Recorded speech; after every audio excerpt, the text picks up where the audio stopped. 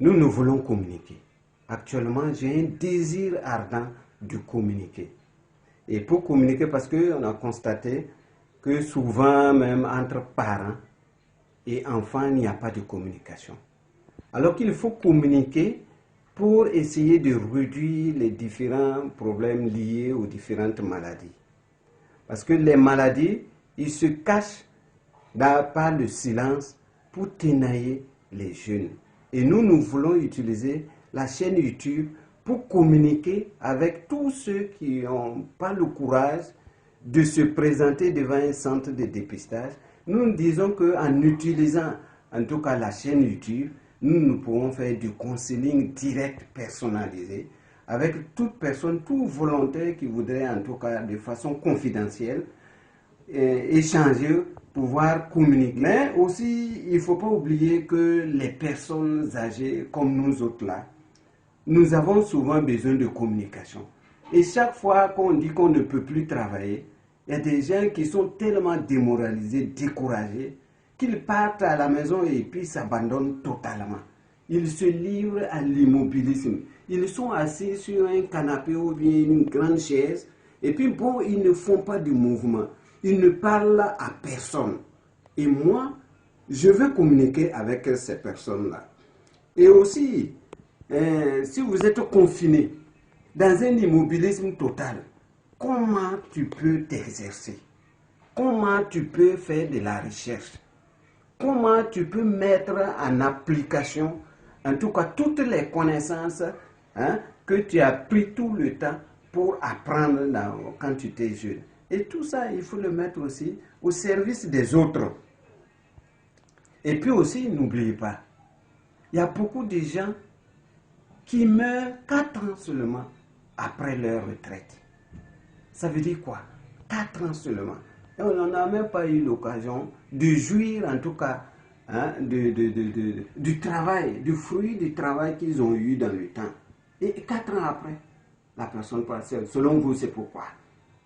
Bon, on peut dire tout simplement que les gens ont perdu le sens du rythme. Leur rythme de vie, là, ils ont perdu ça. Donc, ils ne savent plus ce qu'il faut faire. Ils sont un peu rejetés, abandonnés par leur entourage. Donc, les gens, ils n'ont plus le courage. Donc, ils se laissent à eux-mêmes. Et puis, bon, et quand c'est comme ça, là, la moindre maladie qui se présente, ils vous terrassent. Alors que nous, notre mission, c'est de communiquer également, parce qu'il y a des maladies qui se cachent à travers ces personnes-là, dans le noir, et qui arrivent à les décimer en un temps record. Vous voyez? Donc, ça aussi, c'est une possibilité pour nous, en tout cas, d'utiliser les chaînes YouTube pour communiquer. Et puis aussi, n'oubliez pas que les gens ne cherchent plus. Les gens n'ont plus la culture de la recherche. Et donc, il n'y a pas d'inspiration. Il n'y a pas, les gens ne sont plus curieux. La curiosité, là, c'est de ticker de gauche à droite. On peut être curieux en marchant. On peut exprimer sa curiosité en voyageant. On peut exprimer sa curiosité en allant à la pêche. On peut exprimer sa curiosité en allant au champ. N'est-ce pas? Et c'est l'ensemble de toutes ces choses qu'on découvre là qui font qu'on part aussi à la recherche pour nous mettre en action. Et puis montrer aussi que nous sommes utiles à notre communauté. Mon objectif, c'est de pouvoir parler aux personnes âgées. Mon objectif, c'est de pouvoir communiquer avec les jeunes. Mon objectif,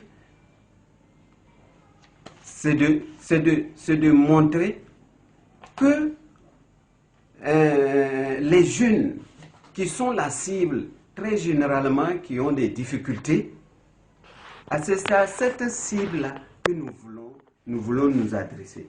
Et nous pensons que, comme objectif, c'est pour pouvoir changer de comportement. Il faut que nous participions à changer le comportement des jeunes. C'est comme je dis là, les maladies profitent du silence des jeunes. La maladie profite de l'ombre.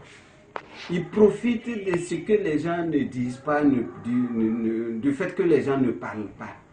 Il faut parler, il faut communiquer. Il faut communiquer toujours. Et dans la communication, on éduque toujours. Toujours on éduque. Et c'est dans la communication qu'on peut donner des informations. Vous savez que c'est à travers les informations qu'on donne là, qu'on change de comportement. Et amener le maximum des jeunes à faire le dépistage. Les gens veulent faire le dépistage. Sur toutes les formes, avec n'importe quelle maladie. Les gens veulent faire le dépistage. Mais en général, ils ne savent pas comment faire. Le dépistage, là, comment ça se passe. Donc, ça fait que les gens ont peur. Lorsqu'on leur dit, faites le dépistage, il y a la peur. Ils sont dit que je suis malade. Ça veut dire qu'on doit m'entraîner directement vers la mort. Non. Le dépistage peut donner la vie. Le dépistage peut donner l'espoir. Le dépistage peut vous permettre d'avoir le courage de vous mettre en action. Le dépistage peut vous montrer que non, vous n'êtes pas encore, vous n'avez pas de problème. Et que le dépistage aussi peut vous montrer, même si vous êtes malade, c'est à partir de ça qu'on peut, en tout cas, commencer à vous prendre en charge pendant qu'il est temps. Et à travers le dépistage, en tout cas, nous pensons que vous avez encore la vie sauve. Et si, comme objectif, en tout cas, c'est pour aider les jeunes, toujours aider les jeunes, pas forcément les jeunes, même les personnes âgées, à avoir le courage à aller vers les centres de dépistage pour connaître leur état sérologique. Sida, c'est mal partout dans les mondes. Sida est un mal qu'il faut combattre. Sida, n'épargne aucune personne. Sida, va-t'en. Vite que le monde est menacé, mais dans le thé de dépistage.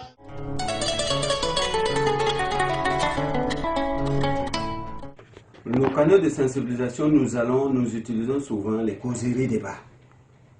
Nous utilisons aussi les films.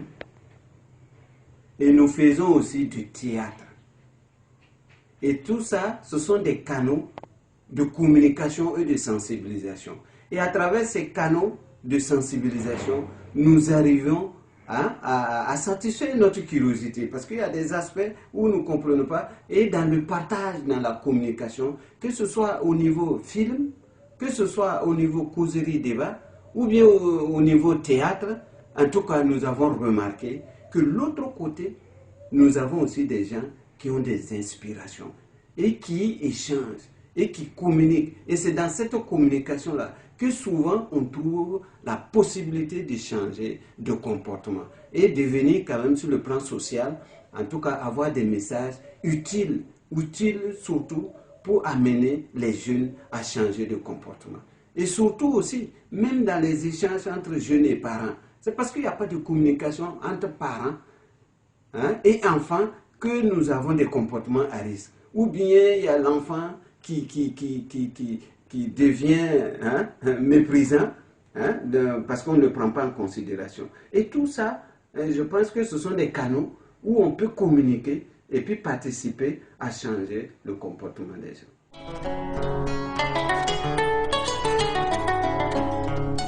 Bien sûr qu'on dit souvent que lorsque tu veux faire quelque chose, il faut voir si il y a quelque chose, un bénéfice dans ce que vous faites. Mais pour nous, c'est parce que nous aimons le travail.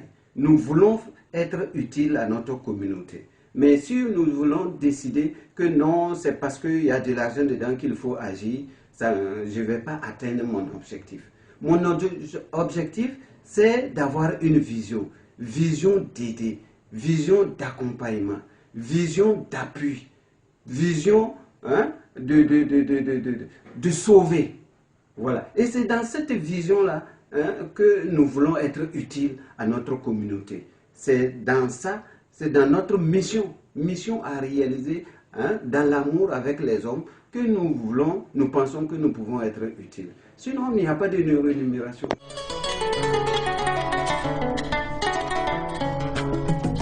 Notre partenaire, c'est notre volonté.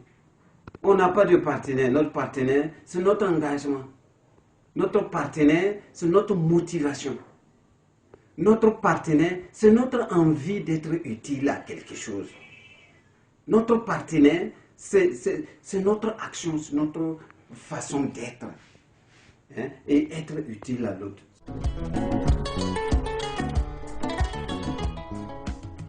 Avec notre action, avec notre détermination sur le terrain, ce que nous avons fait sur le terrain, hein, à travers les villages, les sorties, tout ça, ce que nous avons pu faire et encourager les gens à aller faire le dépistage. Imagine envoyer un paysan à aller faire le dépistage.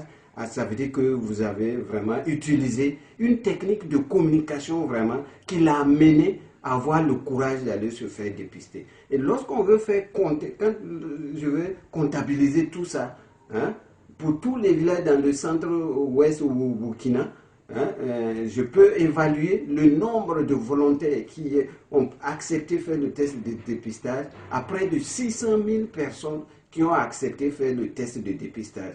Et dans le test de dépistage, les personnes que nous avons pris en charge, en le temps c'était 7%. Les enfants ont été aussi pris en charge, la scolarité a été prise en charge, l'alimentation a été prise en charge, les différentes maladies, hein, identifiées ont été prises en charge. Donc voilà le côté positif en tout cas de l'affaire, et les personnes sont reparties à l'école.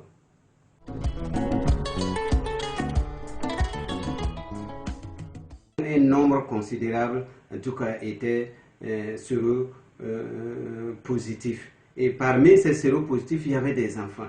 Et un enfant qui avait l'âge à peu près de 7 ans, hein, avait été atteint par le VIH-Sida et qui souffrait depuis.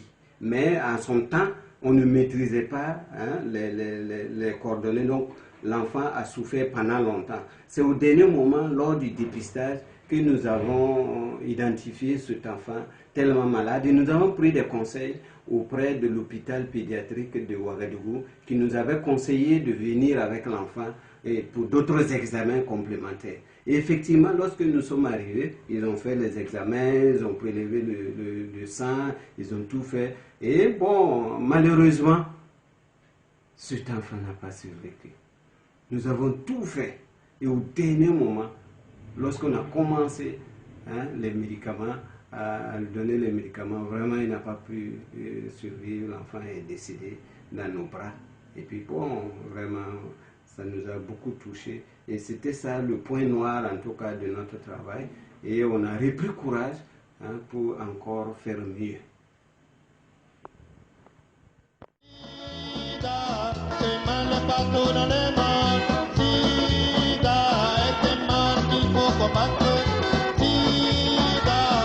épargne qu'il perd.